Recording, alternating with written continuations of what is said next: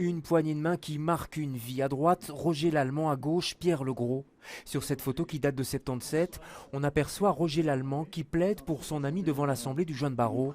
Pierre Legros sera bien sûr accepté comme président de cette Assemblée. Une amitié durable, elle va traverser tous les combats, dont celui de la loi pour la dépénalisation partielle de l'avortement avec la sénatrice Mikkelsen. Je me souviendrai encore toute ma vie de ce vote du Parlement qui ratifie le projet Lallemand et Mikkelsen, mais qui n'a pas été ratifié par le roi Baudouin. Et alors je trouvais ça merveilleux parce que Roger a toujours été un homme d'une grande tolérance, de l'écoute de l'autre, et il n'en a pas du tout voulu, je mets le terme entre guillemets, au roi Baudouin. Il m'avait dit, c'est un homme de conviction, il n'a pas voulu ratifier cette loi, tellement il croyait dans ses propres idées philosophiques, et donc j'ai pas voulu en faire une affaire d'État à ce moment-là.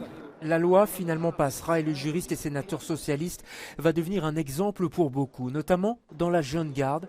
Philippe Claus, par exemple, se souvient avec émotion de celui qui l'a engagé au Sénat. Il y a évidemment tous ces grands combats éthiques, mais on oublie aussi c'était un grand président de la commission de la justice du Sénat. C'était quelqu'un qui a fait beaucoup avancer les textes, souvent craint d'ailleurs par les ministres de la justice, et il a su faire avancer cette institution souvent mal aimée qu'est la justice, à la fois des citoyens mais aussi des pouvoirs publics, et il l'a toujours fort représenté dans le Parlement.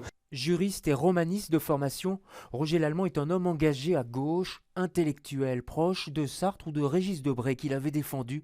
Il n'aura jamais été ministre malgré les demandes. L'ancien juge Foulek Ringelem, qui le connaît bien, a son explication. Je pense que c'est peut-être une des raisons qui ont fait qu'il n'a pas été ministre. Il considérait l'intellectuel comme un intellectuel contestataire, comme un contre-pouvoir. Et il a exercé fort brillamment cette fonction de contre-pouvoir, notamment au Sénat. Roger Lallemand est décédé jeudi matin, il avait 84 ans.